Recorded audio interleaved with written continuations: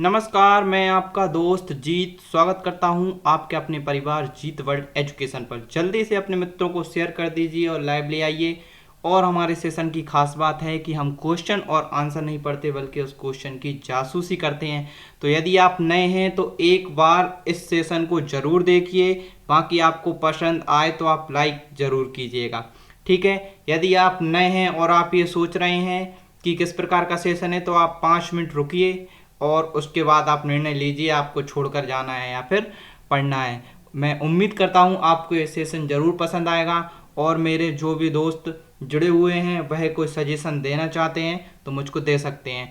चलिए शुरू करते हैं हमारे इस शानदार सेशन को, जो कि इम्पोर्टेंट है एमपीपीएससी, सीपीसीटी एग्ज़ाम, एमपीएसआई। और आप थंबनेल आपने ये देख ही ली होगी ये किस किस के लिए इम्पोर्टेंट है। और ये हमारे 500 क्वेश्चंस की सुपर सीरीज़ है जिसमें मैं आपको क्वेश्चंस का एनालिसिस कराऊंगा। चलिए शुरू करते हैं।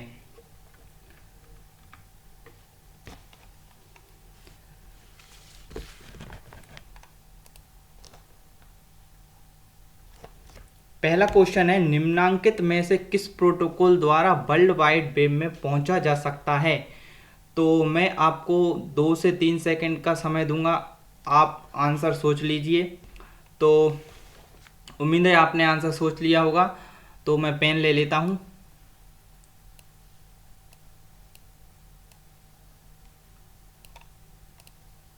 हाइलाइटर है, मेरे पास पेन तो नहीं है, अभी मेरे पास लिखने की सुविधा नहीं है। तो इसका आंसर हो जाएगा HTTP। तो चलिए HTTP के बारे में जान लेते हैं, ये क्या होता है। HTTP होता है हाइपर टेक्स्ट ट्रांसफर प्रोटोकॉल। इसका उपयोग क्या होता है, अब HTTP के बारे में हम पूरा जान लेते हैं। तो इसके द्वारा वर्ल्ड वाइड वेब पर पहुंचा जा सकता है। मतलब HTTP एक ऐसा प्रोटोकॉल है जो हमें वर्ल्ड वाइड वेब यानी www पर ले जाता है। इससे URL का पता चलता है। और क्या है इसके बारे में जानकारी, ये हमेशा वेब पेज के आगे लगा होता है। यानी कोई सा भी वेब पेज होगा, जैसे आपने देखा होगा www, तो उसके जो आगे है HTTP लगा रहता है। और जिसके आगे भी ये लगा रहता है वह फाइल हमेशा, वह वेबसाइट हमेशा सुरक्षित मानी जाती है। यदि आप हमेशा वेबसाइट को विजिट करते हैं तो आप ये जरूर देखें। ठीक है, और इसका आविष्कारक कौन था, टेड नेल्सन ने इसका आविष्कार किया था। टेड नेल्सन ने आविष्कार किया था 1967-68 के आसपास इसका आविष्कार हुआ था। और इसका जो नया वर्जन है वह HTTP VO9 है। ठीक है, जो कि 1900 HTTP VO9 इसका जो वर्जन है वह कब आया था, 1991 के आसपास आया था। ठीक है, इस क्वेश्चन से इतनी जानकारी मिल जाती है। चलिए नेक्स्ट क्वेश्चन पर चलते हैं, लेकिन उससे पहले हम इन ऑप्शंस को भी देख लेंगे। ये क्या है, SMTP simple mail transfer protocol. इसका प्रमुख कार्य क्या होता है, मेल को एक स्थान से दूसरे स्थान पर भेजना। यानी ये जो जीमेल होता है उसको भेजने के लिए इस्तेमाल होता है। और ईमेल में मैं आपको बता दूं, ईमेल में तीन प्रकार के प्रोटोकॉल का यूज़ होता है। कौन सा, POP, SMTP और IMAP। ये आपको ध्यान रखना है, ये मैं और आगे भी क्वेश्चन आएंगे उनमें भी बताऊंगा। नेक्स्ट ऑप्शन और देख लेते हैं, SLIP। ये ऑप्शन क्या है, SLIP, तो इसका फुल फॉर्म है सीरियल लाइन इंटरनेट प्रोटोकॉल। यानी यह एक इंटरनेट प्रोटोकॉल है और इसी के द्वारा मोडेम के प्रयोग से यूज़र इंटरनेट को एक्सेस करते हैं। यानी ये इंटरनेट एक्सेस करने के लिए इस प्रोटोकॉल का उपयोग किया जाता है। और इसकी खोज की बात कर लेते हैं, तो इसकी खोज की थी रिक एडम्स ने। कब, 1984 के आसपास इसकी खोज हुई थी। तो चलिए नेक्स्ट पर चलते हैं। निम्नांकित में से कौन एक वैलिड डोमेन नेम एक्सटेंशन है। इनमें से कौन सा वैलिड डोमेन है। वैलिड डोमेन यानी जो पीछे लगा होता है वह वैलिड डोमेन होता है वेबसाइट के पीछे, जैसे .com, .gov, .net। ठीक है, तो इसमें से .com आपने देखा होगा वेबसाइट के पीछे लगा होता है, ये वैलिड है। इसके बाद .gov, ये भी वेबसाइट के पीछे लगा होता है, जो कि गवर्नमेंट वेबसाइट के पीछे लगा होता है। और किसी भी नेटवर्क को क्या बताता है, .net। और ये .com याहू का प्रचलित डोमेन है, ये आपको याद रखना है, ठीक है। तो ये तीनों आंसर हमारे हो जाएंगे। इसमें जो टाइपिंग है थोड़ी मिस्टेक हो गई है, चलो कोई दिक्कत नहीं है। आगे चलते हैं नेक्स्ट क्वेश्चन पर। यूआरएल का विस्तृत रूप है। URL universal resource locator, universal resource locator इसका फुल फॉर्म हैगा। और ये क्या काम करता है, ये वेबसाइट या वेब पेज को अलग पहचान के लिए प्रत्येक वेबसाइट को एक नाम दिया जाता है। जैसे एक कोई सी वेबसाइट है, उसका जो नेम होता है, और वास्तव में जो वेबसाइट की भाषा में उसको यूआरएल बोलते हैं। यानी जो वेबसाइट का नाम होता है ना, वास्तव में उसे वेबसाइट की भाषा में क्या बोलते हैं, यूआरएल ही बोलते हैं। ये हाइपर टेक्स्ट के रूप में जुड़ा होता है, ठीक है। इतनी जानकारी इससे मिल जाती है। चलिए नेक्स्ट चलते हैं। ईमेल का विस्तृत रूप क्या है, जल्दी से सोच लीजिए आंसर क्या है। ईमेल का विस्तृत रूप क्या है, तो इलेक्ट्रॉनिक मेल ईमेल का विस्तृत रूप होता है। इसका यूज क्या है, इसका यूज है फाइल को एक स्थान से दूसरे स्थान पर ट्रांसफर करना। और इसका यूज मोस्टली होता है ऑफिस वर्क में, मोस्टली इसका यूज होता है, ठीक है। और इसके बाद इसका डोमेन नेम क्या होता है, @ इसका डोमेन नेम होता है। और दुनिया का पहला ईमेल किसके द्वारा, मतलब इसके जन्मदाता कौन माने जाते हैं, ये 1971 में आया था। और रे टॉमलिंसन इसके जन्मदाता माने जाते हैं। और ईमेल अभी मैंने पिछले क्वेश्चन में अपन ने पढ़ा था कि एक स्थान से दूसरे स्थान तक किसी फाइल को ट्रांसफर करने के लिए किसका उपयोग किया जाता है, तो एसएमटीपी प्रोटोकॉल का उपयोग किया जाता है। और ईमेल भी एसएमटीपी प्रोटोकॉल का उपयोग ही करता है। अब ईमेल एक बहुत महत्वपूर्ण है, इसलिए मैं आपको इसके बारे में थोड़ी जानकारी दे देता हूं कि ईमेल बहुत सारे हमारे जो दोस्त हैं उनको ईमेल भेजना नहीं आता है, तो मैं थोड़ा इसके बारे में समझा देता हूं। फटाफट 6 पॉइंट हैं अकेले, तो इसके बारे में फटाफट समझा देता हूं। तो सबसे पहला ऑप्शन होता है टू फील्ड, यानी जिसको भेजना है उसको हम वहां पर उसका ईमेल लिख लेते हैं, यानी ईमेल एड्रेस उसका डाल देते हैं। फ्रॉम फील्ड में अपना ईमेल एड्रेस डाल देते हैं। और अगर आप रिप्लाई देते हैं तो ये ऑटोमेटिक फिल हो जाते हैं, ठीक है। इसके बाद सब्जेक्ट, यानी आप मेन हेडिंग समझ लीजिए कि मेन हेडिंग होती है वही सब्जेक्ट है। इसके बाद फील्ड सीसी और वीसीसी। ये फील्ड सीसी क्या होता है, एक ईमेल को बहुत सारे यूजर को भेजना। और जैसे आप एक ग्रुप समझ लीजिए, जैसे ग्रुप में लेकिन मालूम रहता है सबको कि ये किस किस को भेजा गया है, ठीक है। बीसीसी यानी ब्लाइंड कार्बन कॉपी होता है, इसमें देख नहीं पाते किस किस को भेजा गया है। जैसे आप समझ लीजिए ब्रॉडकास्ट एक लिस्ट बनाते हैं। इतनी जानकारी हमको इससे मिल जाती है। चलिए नेक्स्ट चलते हैं। निम्नांकित में से कौन निःशुल्क ईमेल प्रदाता है, तो हॉटमेल, रैपिड मेल, याहू उपयुक्त सभी। तो उपयुक्त सभी इसका सही ऑप्शन हो जाएगा। और मैंने आपको ईमेल के बारे में बता दिया है पीछे ही, ठीक है। नेक्स्ट चलते हैं। HTML का विस्तृत रूप है।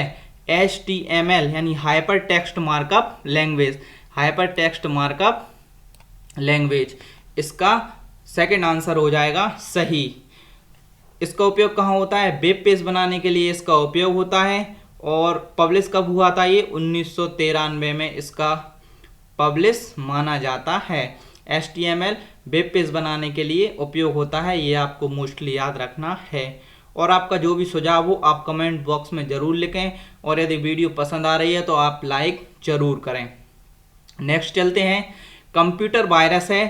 कंप्यूटर वायरस है ऐसा प्रोग्राम या ऐसा कंप्यूटर प्रोग्राम जो स्वयं की प्रतिलिपियों को बना सके, यानी जो बहुत बार कॉपी कर लेता है, वही क्या है, कंप्यूटर वायरस माना जाता है। या फिर ऐसा वायरस जो मनुष्यों को स्वास्थ्य को प्रभावित करे, नहीं, बिल्कुल गलत। इसका ऑप्शन हो जाएगा फर्स्ट। चलिए नेक्स्ट चलते हैं। जिस क्वेश्चन में आपको बताने का रहेगा मैं वहां पर आपका टाइम भी लूंगा, और जिस क्वेश्चन में नहीं है बताने का वहां पर बिल्कुल टाइम नहीं लूंगा, वहां पर हम डायरेक्ट चलेंगे। क्योंकि इन क्वेश्चन से, इन 500 क्वेश्चन से ये समझ लीजिए आप, हम 1500 क्वेश्चंस को क्लियर करेंगे। तो कंप्यूटर आपका बहुत अच्छी तरीके से होने वाला है, आप ये समझ लीजिए। यदि आप नहीं भी पढ़ा है तो भी आप कंप्यूटर गारंटी से सीख जाएंगे। तो चलिए आगे चलते हैं। कंप्यूटर हैकर है। कंप्यूटर हैकर क्या है, कंप्यूटर हैकर आप जानते होंगे क्या, कौन होते हैं कंप्यूटर हैकर। एक व्यक्ति जो कंप्यूटर की सुरक्षा बनाए रखता है, बिल्कुल गलत। एक व्यक्ति जो व्यक्तिगत लाभ के दूषित इरादों से कंप्यूटर सुरक्षा का पालन नहीं करता। थर्ड ऑप्शन क्या है, कंप्यूटर के सुरक्षित परिचालन हेतु उत्तरदायी एक व्यक्ति या कंप्यूटर सुधारने वाला एक व्यक्ति। तो क्या है, तो कौन सा ऑप्शन सही हो जाएगा, 2 नंबर का ऑप्शन कौन सा हो जाएगा इसका सही हो जाएगा। तो ये वाला ऑप्शन इसका सही हो जाएगा। चलिए नेक्स्ट देख लेते हैं जल्दी से।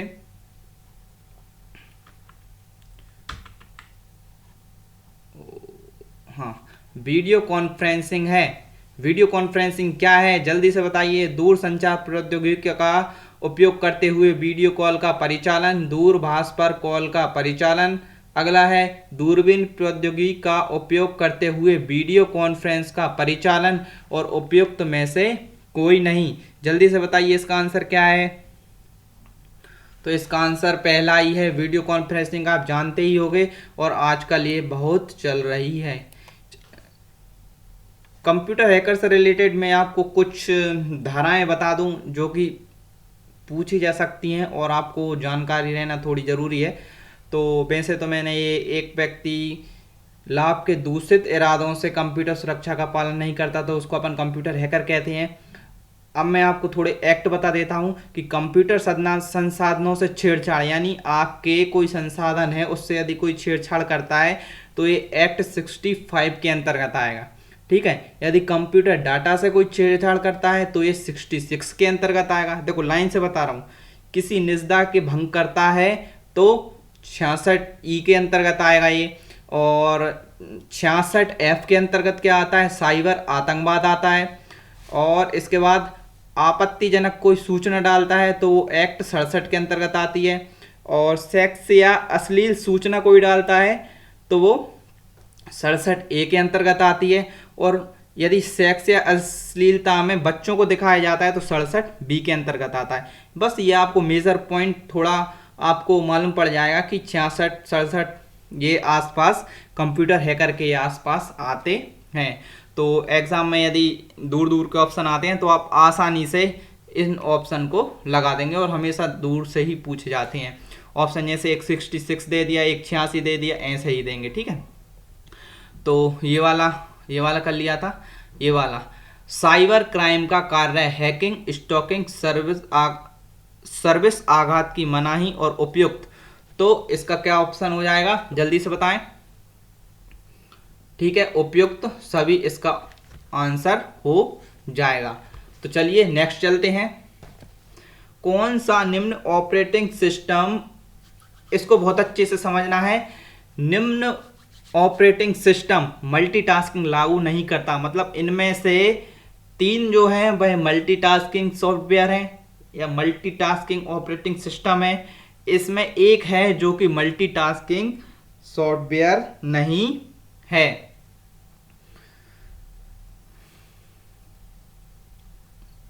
ठीक है, पहला है Windows 98, Windows NT, Windows XP, MS DOS. तो एमएस डॉस जो है वह मल्टीटास्किंग ऑपरेटिंग सिस्टम नहीं है। और एमएस डॉस के बारे में हम जान लेते हैं, यह एक क्या है, सिंगल टास्किंग सॉफ्टवेयर है जो कि क्या करता है, कमांड लाइन इंटरफेस का प्रयोग करता है और इसे हार्डवेयर में स्थायी रूप से जोड़ने के स्थान पर डिस्क द्वारा किया जाता है। यानी इसको स्थायी रूप से नहीं जोड़ा जाता है बल्कि डिस्क द्वारा इसको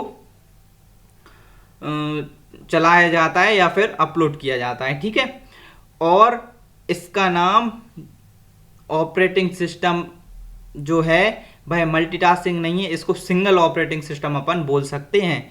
और एमएस डॉस के बारे में क्या जानकारी है, यह सबसे पहले इसको विकसित किसने किया था, माइक्रोसॉफ्ट में इसको विकसित किया था, क्योंकि ये एमएस डॉस के नाम से ही है। ठीक है, इसके बाद ये IBM PC यानी IBM पर्सनल कंप्यूटर के लिए इसका निर्माण किया गया था और इसके विक्रय के अधिकार भी माइक्रोसॉफ्ट के पास ही हैं।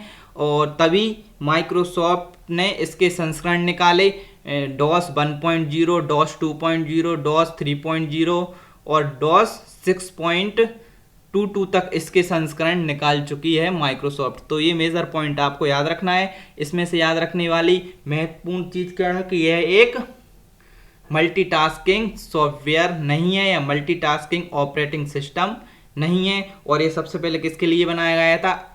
IBM PC के लिए बनाया गया था। किसके द्वारा बनाया गया था? माइक्रोसॉफ्ट द्वारा बनाया गया था। चलिए नेक्स्ट चलते हैं। निम्न में से कौन सीधे हार्डवेयर पर बनाया जाता है? तो जल्दी से बताइए। कंप्यूटर, पर्यावरण, एप्लीकेशन, सॉफ्टवेयर, ऑपरेटिंग सिस्टम या डाटाबेस सिस्टम। आपको मिलते हैं 3 सेकंड, जल्दी से आंसर बताइए। तो इसका आंसर हो जाएगा ऑपरेटिंग सिस्टम। तो ऑपरेटिंग सिस्टम कंप्यूटर का एक ऐसा अवयव है जो कि संपूर्ण क्रियाओं के नियोजन तथा सामंजस्य हेतु उत्तरदायी होता है। और इसके बाद ऑपरेटिंग सिस्टम के बारे में और खास क्या बात है? यह कंप्यूटर का मुख्य कंट्रोलर होता है। और जब कंप्यूटर को शुरू किया जाता है तब जो प्रारंभिक बूट रहता है वह ऑपरेटिंग सिस्टम, ये जो ऑपरेटिंग सिस्टम रहता है वह मेमोरी में स्थापित कर देता है उसको, ठीक है। और ऑपरेटिंग सिस्टम के क्रियाकलापों का नियंत्रण भी करता है। यानी हम देखें तो ऑपरेटिंग सिस्टम के उद्देश्य क्या हो जाएंगे? यूजर को सुविधा प्रदान करना, संसाधनों का प्रबंधन करना, ठीक है। और इसके हम कार्य देखें तो क्या हो जाएंगे? प्रोसेस का प्रबंधन करना, मेमोरी का प्रबंधन करना, उपकरणों का प्रबंधन करना और फाइल का प्रबंधन करना। उम्मीद है आप ऑपरेटिंग सिस्टम के बारे में इतनी जानकारी समझ गए होंगे। और इससे पहले भी मैंने ऑपरेटिंग सिस्टम के बारे में आपको बहुत अच्छे तरीके से समझा दिया है, ठीक। यदि आपने पहले नहीं पढ़ा है तो ये आपको थोड़ा रॉकेट साइंस टाइप का लगेगा, लेकिन मैं इसी प्रकार हर क्वेश्चन में आपको बताता रहूंगा तो आपको बहुत अच्छी तरीके से समझ आ जाएगा धीरे धीरे। चलिए नेक्स्ट चलते हैं। सेल किस ऑपरेटिंग सिस्टम की विशेषता है? सेल, तो सेल किस ऑपरेटिंग सिस्टम की विशेषता है? DOS, Unix, system software, application software. आपको मिलते हैं 3 सेकंड, आंसर सोच लीजिए। तो सेल यूनिक्स ऑपरेटिंग सिस्टम की विशेषता है। यह एक सहज यानी बहुत ही सरल ऑपरेटिंग सिस्टम है। और यह ऑपरेटिंग सिस्टम कंपनियों में यूज किया जाता है प्रमुख रूप से। और यह डाटा को सहेजने में प्रमुख भूमिका निभाता है। कौन सा? यूनिक्स। ये भी क्या है? एक ऑपरेटिंग सिस्टम। और इससे पहले भी हमने ऑपरेटिंग सिस्टम पढ़े थे, तो ये विंडोज, MS DOS ये भी ऑपरेटिंग सिस्टम है। और ये यूनिक्स भी ऑपरेटिंग सिस्टम ही है, ठीक है। अगला, निम्न में से कौन सा रीड ओनली मेमोरी भंडारण उपकरण है? Read only memory, read only memory. चलिए मिलते हैं आपको 3 सेकंड। इसका हो जाएगा CD-ROM, रीड ओनली मेमोरी, क्योंकि रोम का फुल जो मतलब होता है वही होता है read only memory. Read only memory यानी ओनली इसको पढ़ सकते हैं, इस पर किसी प्रकार का एडिट नहीं कर सकते। चलिए अब रोम के बारे में हम पूरा जान लेते हैं। तो रोम का पूरा नाम रीड ओनली मेमोरी, ये पूछा जाता है। जितने क्वेश्चन मैं बोल रहा हूँ ध्यान से सुनते जाना, ये पूछा जाता है। मैं यहाँ पर लिख देता लेकिन कुछ टाइम लगेगा, अभी ऐसे उपकरण नहीं है मेरे पास कि मैं यहाँ पर लिख सकूँ, तो कृपया आप बिल्कुल ध्यान से सुनते रहिए, ठीक है। रीड ओनली मेमोरी, ठीक है, इसका पूरा नाम है। और यह एक नॉन वोलेटाइल मेमोरी होती है, ठीक है। यानी यह नॉन वोलेटाइल मेमोरी यानी यह स्थायी मेमोरी होती है। यानी स्थायी से मतलब बिजली जाने पर इसमें से डाटा नहीं जाता है। जबकि जो हमारी रैम रहती है उसमें डाटा चला जाता है, ठीक है। और इसके बाद रोम के प्रकार, रीड ओनली मेमोरी के प्रकार कौन कौन से होते हैं? तो एक तो ठीक है, एक होती है हमारी पीरोम, एक होती है ईरोम, ठीक है, और एक रोमी होती है। तो ये इसके हो गए प्रकार। तो रीड ओनली मेमोरी के बारे में आप इतनी जानकारी जरूर रखिए कि ये एक स्थायी मेमोरी है और विद्युत बंद होने के बाद भी इसमें से डाटा नहीं जाता है, ठीक है। और इसके बाद हार्ड डिस्क, ठीक है, हार्ड डिस्क, फ्लॉपी डिस्क ये इसी के अंदर आते हैं, ठीक है, रोम के अंतर्गत, यानी ये रोम के प्रकार हैं, ठीक है, समझ गए। चलिए चलते हैं। सीपीयू द्वारा वर्तमान में एग्जीक्यूटिव होने वाले प्रोग्राम और डाटा को रखने वाली मेमोरी कौन सी है? सीपीयू द्वारा वर्तमान में एग्जीक्यूटिव होने वाले प्रोग्राम और डाटा को रखने वाली memory. Option number 1 mass memory, RAM, non volatile memory या फिर प्रोरोम या पीरोम। आपको मिलते हैं 3 सेकंड, जल्दी से आंसर सोच लीजिए। तो रैम, रैंडम एक्सेस मेमोरी, मैंने अभी आपको बताया था रोम के साथ ही। रोम कैसी मेमोरी है? रोम, यदि ROM रोम की बात करें रीड ओनली मेमोरी, लेकिन ये क्या है? रैंडम एक्सेस मेमोरी, यानी इसके नाम से ही हम समझ सकते हैं कि यह एक अस्थायी मेमोरी होती है और ये कंप्यूटर का एक प्रमुख हिस्सा होती है। जब कंप्यूटर रनिंग में होता है तो डाटा अस्थायी रूप से इसी में सेव करता है, और रैम जो रहता है यह एक अस्थायी पता रहता है किसी भी डाटा का, लेकिन रोम में स्थायी डाटा रहता है और उसका स्थायी पता भी रहता है। तो उसमें हम सर्च कर निकाल सकते हैं, लेकिन इसमें हम सर्च करके नहीं निकाल सकते, ठीक है। और रैम की प्रकृति वोलेटाइल होती है, मतलब अस्थायी होती है, और उसकी क्या होती थी? उसकी नॉन वोलेटाइल होती थी, ठीक है। मतलब इसकी क्या होती है? अस्थायी होती है, तो जैसे ही विद्युत चली जाती है, विद्युत समाप्त होने पर डाटा भी चला जाता है। अब रैम के प्रकार, एक स्टैटिक रैम यानी ST रैम और एक डायनेमिक रैम, ठीक है, यानी S रैम इसको बोलते हैं। चलिए नेक्स्ट चलते हैं। वो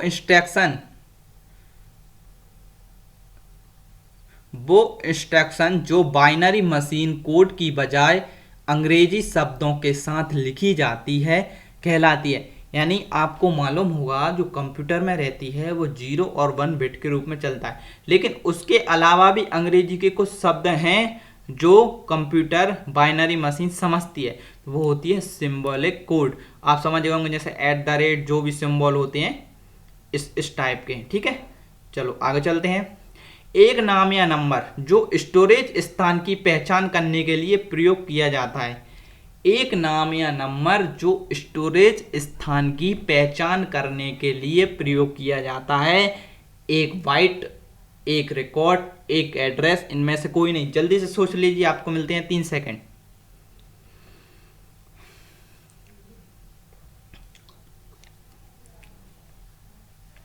इसका आंसर हो जाएगा एक एड्रेस।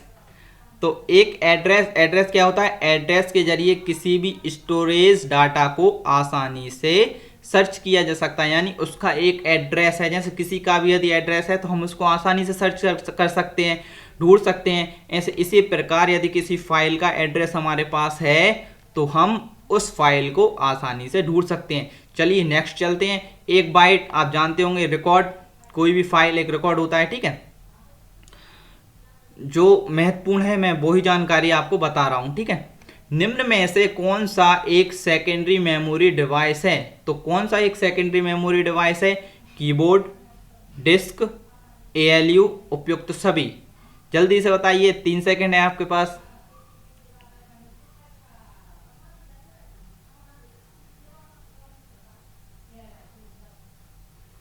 तो सेकेंडरी मेमोरी डिवाइस हो जाएगा अपना डिस्क। क्या हो जाएगा? डिस्क। इसको हम सेकेंडरी मेमोरी डिवाइस, इसको हम ऑक्सिलरी भी कहते हैं। क्या कहते हैं? ऑक्सिलरी। यदि इंग्लिश में आए तो ऑक्सिलरी, यानी उसको संग्रहण बोलते हैं ऑक्सिलरी को, ठीक है। ये अब ये क्या होती है? ये सेकेंडरी मेमोरी इसको क्यों बोल रहे हैं? तो जब ये सेकेंडरी मेमोरी है तो ये कौन सी है? रोम, रीड ओनली मेमोरी है, ठीक है। इसके अलावा इसमें और कौन कौन से हैं सेकेंडरी मेमोरी? एक तो डिस्क हो गई, हार्ड डिस्क, कॉम्पैक्ट डिस्क, ये सभी इसमें आते हैं, ठीक है। और इसमें संग्रहित डाटा को एक स्थान से दूसरे स्थान तक आसानी से ले जाया जा सकता है, ठीक है। और इसमें लाइट जाने पर भी डाटा सुरक्षित रहता है। ये सुविधा युक्त होती है, इसलिए इसका उपयोग करते हैं। डिस्क आप जानते होंगे, जो DVD टाइप की आती हैं उसी से बोलते हैं डिस्क। और हार्ड डिस्क में भी वही लगी रहती है अंदर डिस्क, ठीक है, उसी प्रकार से। तो इसका आंसर हो जाएगा हमारा डिस्क। चलिए नेक्स्ट चलते हैं। MS वर्ड की फाइल में कितने प्रकार के पासवर्ड सेट कर सकते हैं? यानी कितने प्रकार के पासवर्ड सेट कर सकते हैं? तो इसका आंसर हो जाएगा 2। अब आप MS वर्ड में पासवर्ड सेट कैसे करेंगे, चलो मैं आपको बता देता हूँ। एक अपन कहाँ पर करते हैं, देखो एक तो अपन करते हैं फाइल में जाकर सेव एज में अपन का डायलॉग बॉक्स खुल जाता है टूल्स का, वहाँ पर सिक्योरिटी ऑप्शन रहता है, उसमें आप पासवर्ड डाल दीजिए 2 बार और कंफर्म कर दीजिए आपकी फाइल में पासवर्ड। और एक कैसा, और एक ट्रैक चेंज से भी डल सकता है पासवर्ड, कि ट्रैक चेंज अपन जब करते हैं तो वो रेड हो जाता है, ठीक है। और इसके अलावा ट्रैक चेंज को मानते हैं नहीं मानते हैं वो बात अलग है। और एक फाइल में जाके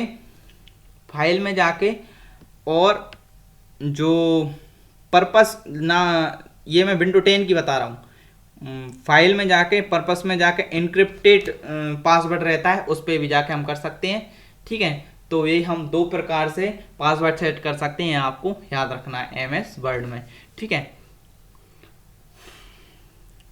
जो विशेषाधिकार एक डाटाबेस को बनाने के लिए आवश्यक है, जो विशेषाधिकार एक डाटाबेस को बनाने के लिए आवश्यक है, इसमें देखो आपको डाउट जो है वो मैं क्लियर कर देता हूं।